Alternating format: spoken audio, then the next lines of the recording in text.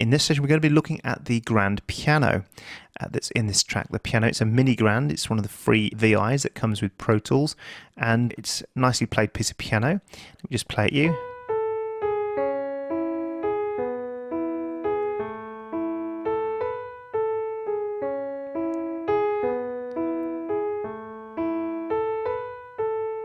Now remember, the piano, it's got to sit with the guitar. So here's the guitar. So it's sometimes good when you're mixing stuff just to listen to things together.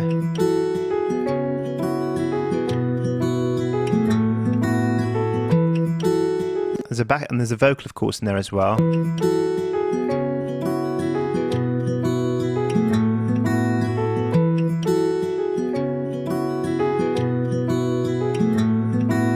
Landing, forget standing, I'm flying with you.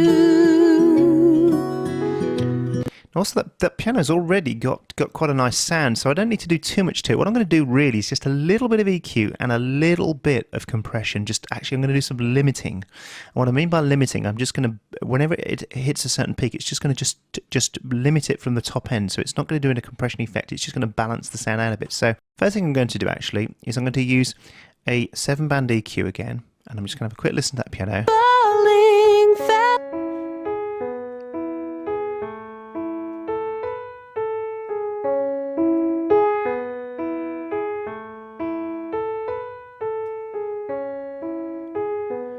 So I'm going to again use some roll off on the bottom end.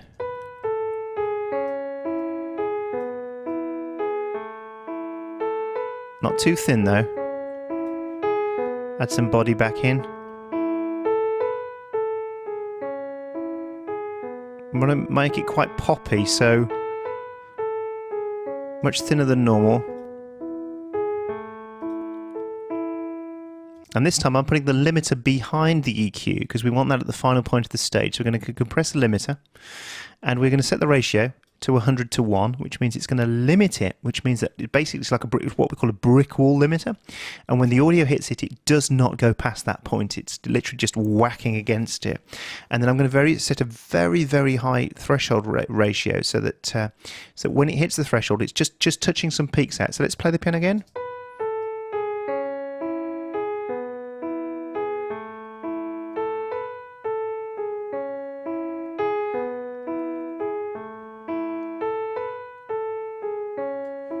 Tack time as well.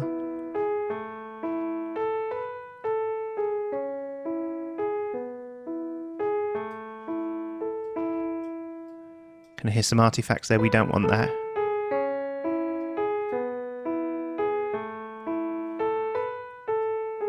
Pull that back a bit.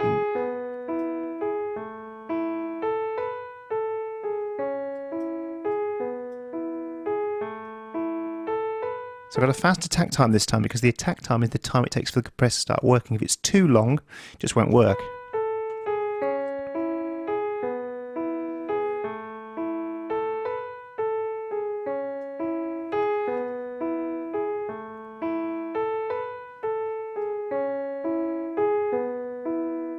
Push the gain up again. I think it's about right. Let's hear that in the track then. Let's just hear it with the rest of the stuff. Falling faster and further into you. Never landing, forget standing, I'm flying with you. It's a story, it's not mine, this little life I'm finding. Feels like days falling faster and further into you.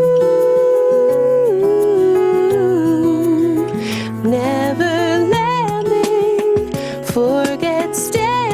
What I'm doing is just trying some top end and just messing around with the top end to see how it sits with the rest of the track. And actually, it might help just to pull some top end out and give a much duller, thinner piano. Falling faster and further into you. That sits nicely. Let's just mute those two. Never landing, forget standing. That's That's nice. So that sits really nice, you know. The other thing is got this synth effect on there as well, and there's not really much need doing that really. And one of the things I'd like to say is sometimes some tracks need nothing doing to them, especially if they've been well recorded. And here it goes.